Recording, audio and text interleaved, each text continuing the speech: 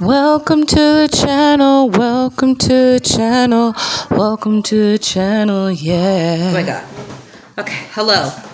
Greetings and salutations, my lovelies. Oh my god, 2 videos in 1 week. Aren't you so lucky? It'll never happen again.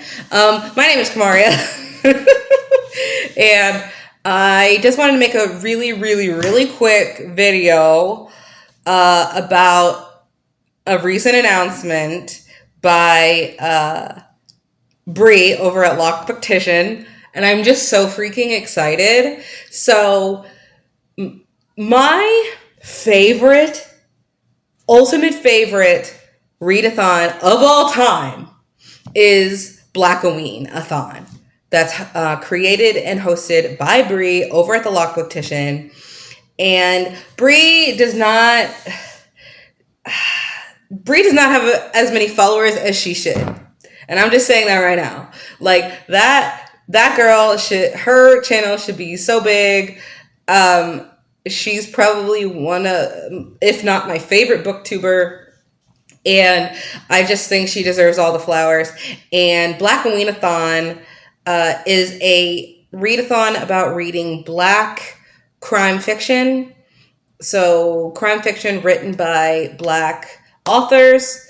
And that could mean, crime fiction is so broad, an umbrella, but like horror, mysteries, suspense, thrillers, all that. And she really created that readathon to uplift those voices and to, focus on that.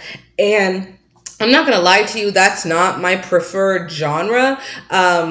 I like horror a lot, but as far as like cozy mysteries and whodunits, not really my favorite. But I just love this readathon down because Brie is the GOAT. So in recent years, she's created like this whole town called Tulis Parish, and there are different locations in this town, and depending on which location you pick, there are prompts, and depending on what role. So there's a role. So basically, how many prompts you're going to do is basically what your role is, and then you pick a location to go in, and then you read the prompts. And then once you complete every location at Investigator Thorough, which is reading all the prompts, basically reading all the prompts in every location, you become, she did call it the Grand Searcher, but she's calling it the Grand Master now. So you become the Grand Master or Grand Searcher of Tulis Parish because you visited every single location, which has like a different genre of crime fiction with prompts.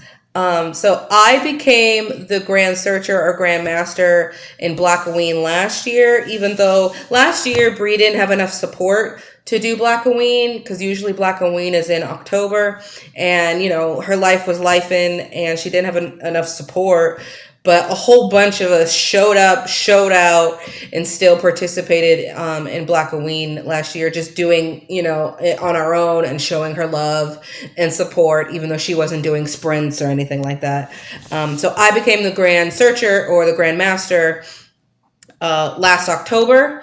So, but I still want to do Blackoween in this iteration. So she started doing in July like a little sneak peek, like we're halfway through the year, let's do July Noir. So it was kind of like a spin-off from Blackoween. And this year she's doing like a weekend edition. So it's going to be, I think, the 10th, the 11th, and the 12th. So next weekend. But I was just so happy to see her making Blackoween content, feeling like she got some people to do sprints with her, so she's got some support, and it's just a weekend, so it's not like you need a whole bunch of involvement. It's 3 days of just read books that are Black or Indigenous crime fiction. So since I have already completed every location in Tula's Parish, I'm going to pick my favorite location, which I never thought would be my favorite location, but it is. I've done it twice. Is Ruby's Crew Park. So Ruby's Crew is the section of the map that focuses on middle grade and YA. And she made it originally like for if kids want to join and do the readathon as well. But I just read it because I want to. And I think my second favorite location is like Bayou Haunted House, because I do love a good possession ghost story. But I think I'm going to go with Ruby's Crew this time. And because it's only 3 days and I don't want to get over ambitious, I have 2 books picked out, maybe 3,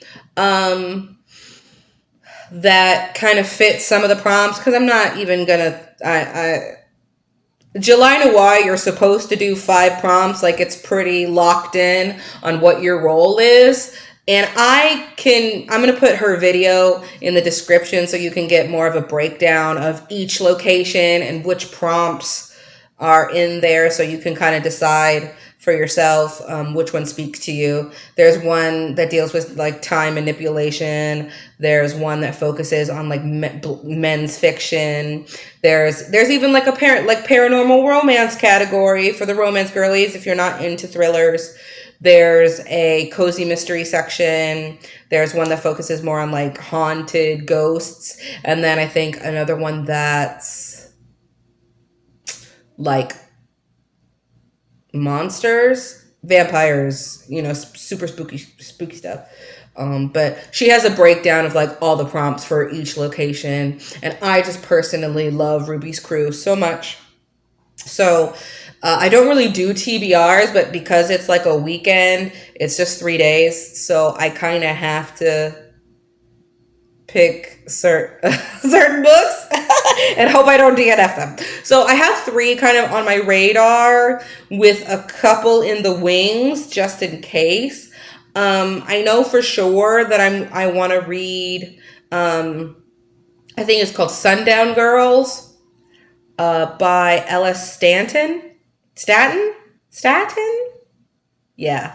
And it's a YA about a girl, and she's in basically a town. She moves to a town, and there are secrets, and there's some stuff going on, and there are missing girls, and there's all sorts of stuff. And then she finds out that this town used to be a sundown town.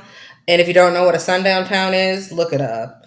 But because a lot of places, especially in the South, were not safe for people of color after the sun went down. And a lot of those towns, they took like all the signs down of like being a sundown town, but everybody still knows it is one. Like my in-laws live in a sundown town.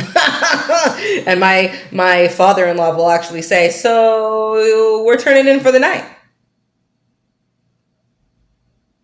once it gets dark. But anyway, so the prompts in Ruby's Crew, friendship, secrets, a book takes place in the summer or spring,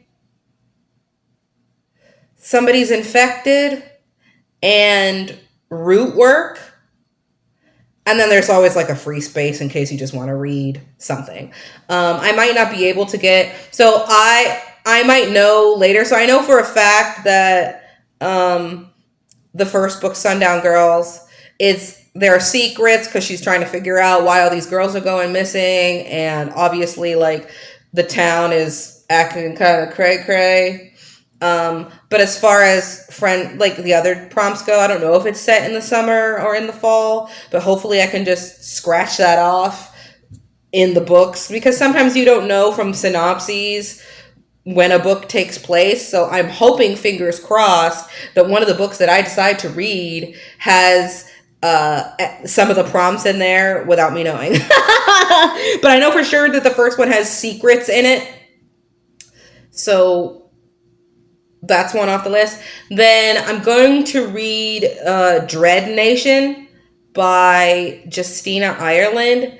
And this is basically, it's a historical but it's basically, hey, the Civil War was happening, and then everybody turned into zombies, and the main character is like a zombie hunter, I think, and I think it's sapphic as well. There's like some queer representation in there, so that always makes me happy. But I think, yeah, I'm hoping that there's a friendship in there, or obviously you have zombies who are infected, so I at least know for sure the first two that I want to read have secrets and infected in there, and I'm hoping that somebody is in the summer.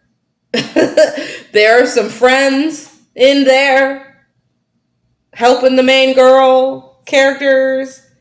So those are the definites. I'm totally making sure that to read my prompts, to meet my prompts, and then I have a couple in the wing. So root work for me is hard to find because I've read most of them already. Because unfortunately, that's not really a super present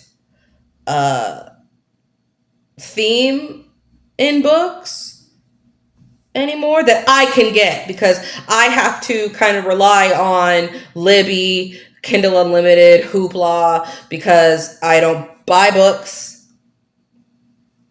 because ain't nobody got money. I don't got book money, honey.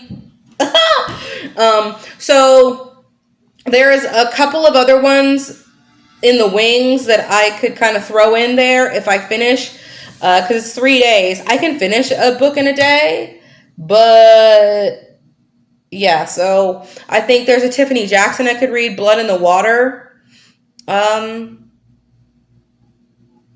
A girl, I think this one takes place in the summer, so I could do that one for the summer prompt if I can get to it. Somebody dies, they have to figure out, was it the shark or was it somebody in the town? So I could read that, and it's kind of short. Like, I think the audio is only like 5 hours or something if I want to throw it on, because I can finish audios kind of fast than reading with my eyeballs. Then there's another Justina Ireland book that does have root work in it. It's another historical fiction, but I think it leans more toward fantasy than mystery or suspense or horror. So I don't want to choose that one because it doesn't really fulfill the mission of the readathon. And there is one other book that I could read that has root work in it, and it's about hair. I don't remember the exact title, but I'll put the book on the screen because that's been on my radar before. I think it's by Eden Royce, and I've read books by her before that I like. But those are the books that I was thinking about for this July Noir Weekend Edition. Please go support Brie because we love her and she's the GOAT. And I'll see you in my next video, guys. Bye.